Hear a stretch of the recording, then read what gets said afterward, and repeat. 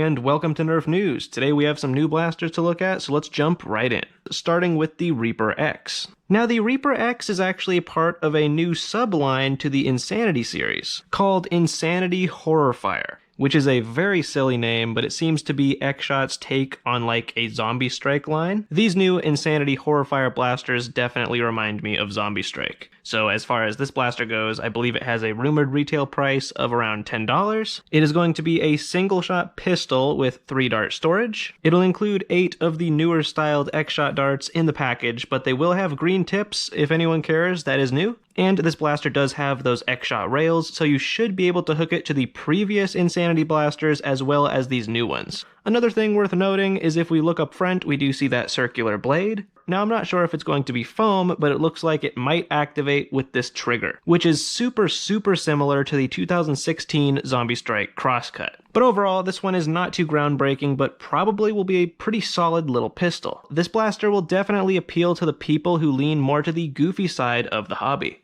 Next up we have another blaster in the line, the XShot Insanity Horrorfire Doomsday. Now of course the Doomsday will be able to hook on to the other Insanity blasters, just like the previous one, but this one is coming in at a rumored retail price of about $15, which is the same as the Lock Blaster from last year. It features an 8 dart cylinder and double your darts in the box, 16, and is pump action. Now I'm not sure if it's going to have slam fire, but it would definitely be cool if it did. It also very visibly has that cloth wrap on the grip, just like Zombie Strike did, and this blaster is also featuring a circular blade up front. It looks basically identical, and again, I'm not sure if it's going to have like foam elements to it. But interestingly, this one doesn't seem to have a trigger of any sort. The only thing that I can think of is maybe the blade goes as you prime through your darts. That could be kind of cool. I'm not too sure, but at $15, this could definitely be a pretty popular blaster. Now the third blaster in the Insanity Horrorfire line is present on both these boxes. If we bring up this picture, we can get a good look at it. The third blaster is the Dread Hammer. Now I'm not sure about the price on this one, but as you can probably see, this blaster looks pretty much exactly like the XShot Crusher. Or it might look even more like the Omega. Either way, I think this is going to work exactly like the Crusher or Omega, meaning it's going to be belt fed but a springer. You're going to prime it from the top, it's going to have slam fire, and the barrel is going to rotate as you fire. But it is going to be able to connect to the other Insanity blasters, and it is going to be in this new aesthetic. Those factors alone might make it a much more compelling option than the Omega or Crusher. So those are all the new XShot Insanity Horrorfire blasters. None of them look groundbreaking in any capacity, but the aesthetics are pretty good, and many people might really dig the line.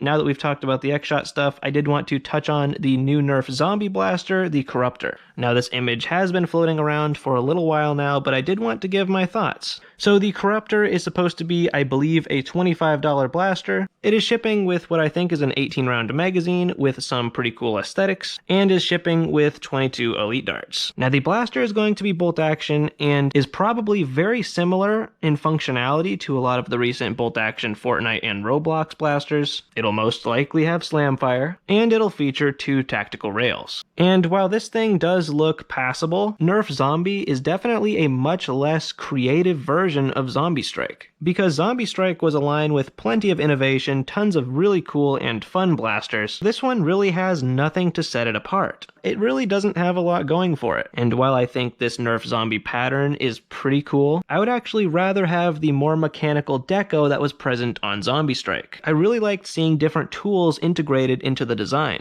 So I think this blaster will be passable for most, but as someone who really liked Zombie Strike, seeing a flagship Nerf Zombie blaster really does disappoint me, because the innovation is just not there. They could have done something like redesign the Sledgefire. That would have made a lot of people happy, but instead we just get this very generic blaster. But those are just my thoughts, and I would love to hear yours. Thank you very much for watching, subscribe for more, and happy blasting!